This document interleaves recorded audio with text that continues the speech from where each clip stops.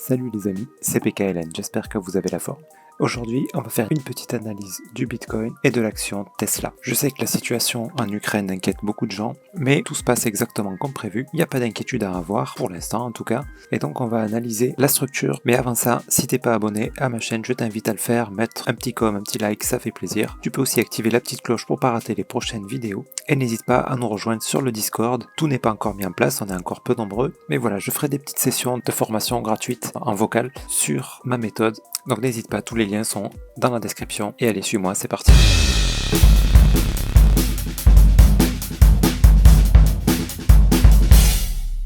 Donc le Bitcoin, voilà, regardez un petit peu où on en est. Donc on attend toujours, jusqu'à preuve du contraire, ce running flat. Ok, donc qui annoncerait, après une impulsion comme ça, une continuation vers le haut, au moins jusqu'au dernier plus haut, peut-être au-delà, voilà, mais en tout cas, l'objectif, c'est celui-ci.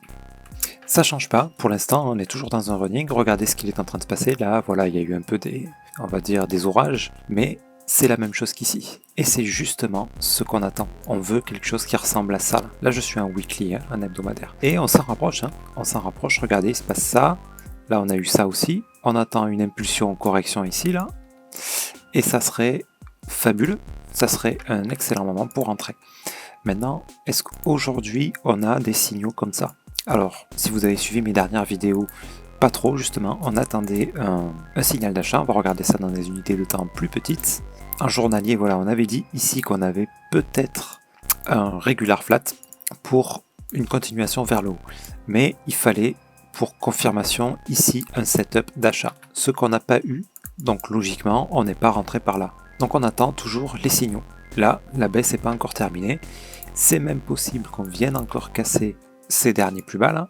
Ici, c'est tout à fait possible. Donc on s'enflamme pas et on s'inquiète pas. Voilà, c'est pas parce qu'il y a eu une actualité en Ukraine que le Bitcoin a fait une grosse chute démesurée.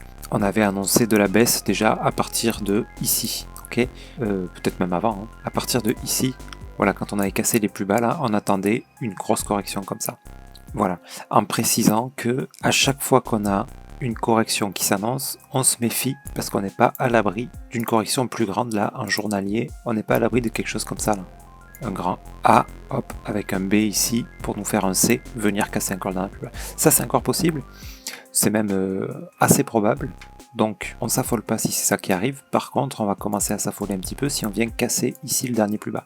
Voilà, quand je dis s'affoler, ça veut pas dire vendre. Les panic sells, c'est jamais bon. C'est jamais bon. Parce que, qu'est-ce qui peut se passer? Il peut y avoir ça, des gros panic sells qui vont nous faire une grosse mèche, comme ça, très basse, pour remonter tout de suite après, faire une correction, une grande correction, avant de peut-être descendre encore. Et bref, toujours est-il que si on sort quand tout le monde vend là, on va vendre au plus bas, alors qu'on pourrait, si vraiment on flip et qu'on veut éviter une baisse comme ça qui dure super longtemps, on va attendre que ça remonte comme ça pour sortir par là. Vous voyez, pour sortir en positif, quoi. Parce que si on a une chute comme ça, ici, il vaudra mieux acheter un petit peu. On attend la correction du grand mouvement baissier. Et dans la correction, on revend au moins cette partie qui est en positif pour récupérer éventuellement des pertes si vous faites du DCA et que vous êtes rentré un peu plus haut. D'accord, enfin bref. Tout ça, c'est de la stratégie. Voilà, quand on rentre dans des marchés financiers comme ça, il faut bien réfléchir à des stratégies, bien sûr. Et voilà, il ne faut pas mettre tout son argent à n'importe quel moment. Mettons, vous avez entendu parler du Bitcoin ici, ça pump à fond. Vous ne mettez pas tout votre argent, bien sûr. Vous pensez à des stratégies en cas de grosse chute pour avoir un peu de liquidité pour en réinvestir. Si ça remonte, cette partie-là, vous pouvez la revendre ici. Vous avez fait des beaux bénéfices. Cette partie-là, ben, vous la laissez en place tant que le Bitcoin ne monte pas plus haut. Vous voyez ce que je veux dire? Ben, voilà, réfléchissez un petit peu à tout ça. Donc aujourd'hui, est-ce qu'on a des setups par contre qui nous annoncent une hausse ou une baisse? Pour l'instant, moi, je vois rien. Voilà, là le mouvement de baisse, il est peut-être terminé parce que regardez ce qui s'est passé, on a eu quelque chose quand même. C'est que ici, voilà, on a eu de la baisse là, et là, on a eu une grosse impulsion qui a cassé le dernier plus haut. Donc on est potentiellement cette tendance baissière. Je rappelle, les tendances, c'est des hauts de plus en plus bas, des bas de plus en plus bas, comme on a là, ok.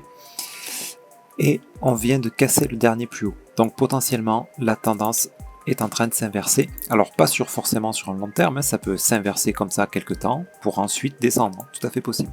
Donc on attend des setups maintenant, toujours des setups d'achat, hein, puisque je rappelle qu'en weekly, on est toujours sur un running. Donc a priori, on devrait à un moment donné repartir à la hausse. Et c'est à ce moment-là qu'on a envie d'être dedans, bien sûr. Là, je suis en 4 heures. On va regarder en 1 heure si on a un setup d'achat. Pas encore, peut-être. Peut-être qu'il y en a un qui se prépare là pour faire ça, par exemple. Ça annoncera une hausse au moins jusqu'ici. Donc dans ce cas de figure, si c'est ça qui se passe, on peut rentrer à l'achat par là. Dès qu'on a commencé à monter, on met un break-even, donc c'est-à-dire un stop loss en positif au cas où le marché se retourne. Ça c'est toujours possible. Et au moins on est tranquille, on peut dormir sur nos 2 oreilles. Et si jamais c'est le départ de la grosse hausse, ben on est dedans et puis on est content quoi. Ok, voilà. Toujours est-il qu'il n'y a pas d'inquiétude à avoir, ces histoires de news là. On savait que ça allait baisser, hein. On savait ici, quand on a cassé les derniers plus bas là, on a dit attention, correction plus importante, donc on savait que ça allait baisser, on savait pas jusqu'où. Voilà, et on a même gardé en tête que ici, on peut traîner encore un bon petit moment, venir casser ici ce plus bas, hop, traîner comme ça, nous faire un petit setup d'achat pour monter ensuite. D'accord ? Tout ça, voilà, c'est ce qu'on attend là, un truc comme ça. Donc, news ou pas news, tant qu'on voit pas ça, il n'y a pas d'inquiétude à avoir en fait. Hein. Donc, comme on est toujours dans ce running, on attend toujours un beau setup d'achat. Là, vu l'agressivité de ce mouvement, on est sans doute sur une impulsion correction. On peut avoir ça, là, quelque chose comme ça, avant d'avoir une autre impulsion correction qui va nous annoncer le départ. Voilà, on peut avoir ça. On peut aussi avoir ça, monter plus haut pour venir, boum, casser ici le dernier plus bas, d'accord, qui nous validerait un plus grand régular ici, qui annonce une continuation, donc vers le bas. Voilà, donc si on a quelque chose comme ça, on se méfiera. On se méfiera parce qu'on ne sait pas s'il va nous donner un régular ici, comme ça, pour traîner et pour remonter, ou s'il va nous donner un régular pour nous annoncer une chute beaucoup plus profonde, pour venir casser ces derniers plus bas, et à ce moment-là, nous faire une correction plus grande, et donc qui va durer plus longtemps. Okay, là, ça concerne les gens qui font du trading, parce que si vous faites de l'investissement, on est dans des super prix ici. Moi, dans ma partie investissement, parce que je fais les deux, j'achète régulièrement. Hein. J'achète régulièrement, notamment par exemple, j'investis moi sur Police. Bon, Police il est au plus bas, quoi. J'en ai racheté il y a pas longtemps. S'il descend encore un peu, j'en rachèterai encore un petit peu. Et puis voilà. Et puis quand il repartira à la hausse, je vendrai un petit peu à chaque fois que, par palier, quoi. Hein, à chaque fois que le prix augmente. Je vends. Et quand il rebaissera, je rachèterai. Voilà, toujours pour vous faire relativiser. On est sur une correction depuis bientôt 1 an. Ça peut durer encore plus longtemps, surtout si on vient casser ce dernier plus bas. Là, ça peut durer vraiment longtemps. C'est-à-dire, il peut très bien se passer encore 1 an, ou même 2. Mais si on relativise sur du long terme, regardez par exemple, allez, pour changer un peu, on va prendre l'Ethereum. Là, on a, depuis 2017, alors on doit l'avoir sur, je crois, sur Poloniex. On a un peu plus de recul, voilà, 2015, je crois que c'est là qu'il est sorti en fait l'Ethereum. Donc je vais passer un log, voilà, pour qu'on ait moins de problèmes d'amplitude, qu'on voit un petit peu mieux. Voilà, regardez là, les coups de panique qu'il y a eu là, il y a eu une mèche, là, ceux qui ont acheté ici, là, même $1 d'Ethereum, mais maintenant ils ont plusieurs centaines de milliers. Et bon, bref, il est descendu tellement bas. Tout ça pour dire quoi ? Tout ça pour dire que, vous voyez, si on regarde avec beaucoup plus de recul, donc là c'était 7 ans auparavant, on était sur des prix, même pas $1 l'Ethereum. Bref, on a eu des grosses montées comme ça, des grosses corrections, hop, voilà, des explosions. Ici on est monté jusqu'à $1300 et on est redescendu jusqu'à $85. Je sais pas si vous imaginez la correction. Donc les gens qui ont acheté là à $1000 ici, ils se retrouvaient avec presque plus rien sur leur portefeuille. Hein.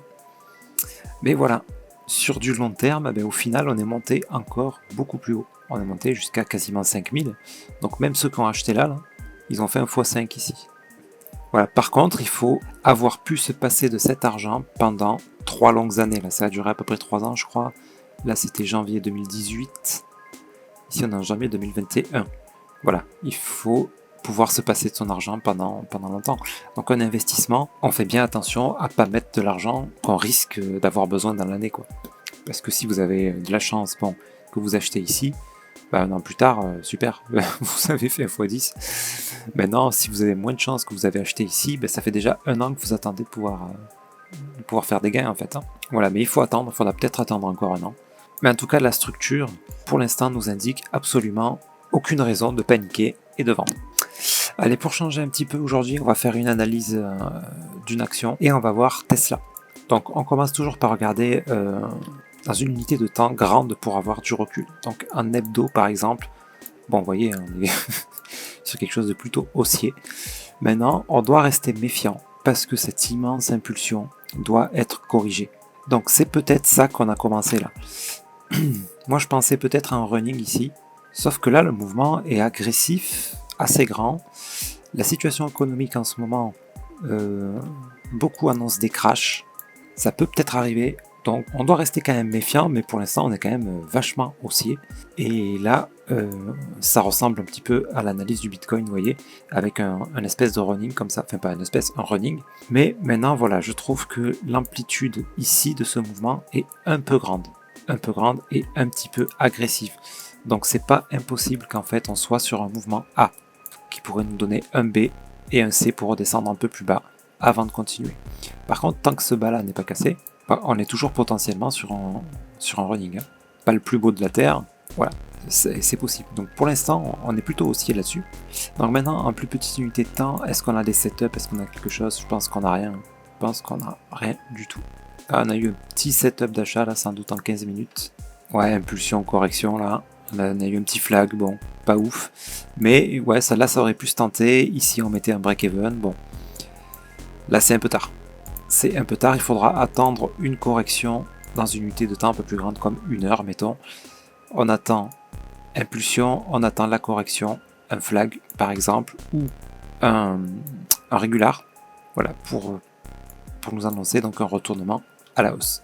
Donc voilà, pour l'instant, tant que ce bas n'est pas cassé, on privilégie cette structure-là, on attend un setup d'achat, et là, on peut espérer une hausse jusqu'au dernier plus haut. Maintenant, si on vient casser ce bas-là, ça veut dire qu'on est sur la correction d'une plus grande impulsion. Donc il faudra s'attendre à avoir quelque chose comme ça, avant de repartir à la hausse. Ça peut être aussi en running, encore une fois. Hein. Ça peut être ça. Hein. Mais voilà, on a besoin de corriger cette grosse impulsion. Alors voilà, grosso modo, ma conclusion là sur Tesla, c'est que c'est pas le pire moment pour rentrer, puisque il va peut-être y avoir une belle opportunité ici, mais c'est pas non plus le meilleur moment parce que cette grosse impulsion là sera corrigée un jour ou l'autre. Hein. Donc un jour ou l'autre, on va venir faire quelque chose comme ça et on pourra en avoir plus bas. Maintenant, on est sur des prix corrects hein, par rapport au dernier plus haut. Le dernier plus haut était à 1250 à peu près. Là, on est descendu jusqu'à 700. On est presque à moins 50%, on peut mettre un petit billet là, hein. Et puis si ça fait ça, et que ça nous fait ça, ben on remet un billet là, et puis le jour où on repart à la hausse, quand on revient ici, ben on est pas mal. Sur de l'investissement long terme, on est pas mal du tout. Je parle bien d'investissement. Hein. En trading, on attend bien sûr un setup d'achat pour espérer toucher ce running là, pour espérer avoir la hausse de ce mouvement là. Ok les amis, donc voilà, c'est la première fois que j'analyse avec vous une action. Les analyses sont de toute façon les mêmes, les mouvements de marché sont les mêmes. En général, juste sur les marchés traditionnels, ça prend plus de temps, c'est des mouvements plus long terme, mais les structures sont exactement les mêmes. La psychologie est toujours la même, ce sont des gens derrière ces graphiques-là, ce sont des gens qui achètent, qui revendent, qui achètent, qui revendent. Donc ça reflète une psychologie et un comportement sur les marchés. Donc voilà les amis, j'espère que cette vidéo vous sera utile. Dites-moi en commentaire si ça vous intéresse que j'analyse les actions comme ça, si vous voyez des actions que vous voulez analyser, comme que ce soit Apple, Amazon, etc. N'hésitez pas à me le faire savoir et j'introduirai ça dans mes analyses petit à petit. Ok les amis, sur ce, je vous souhaite une excellente journée, je vous dis à très bientôt, c'était PKLN, merci.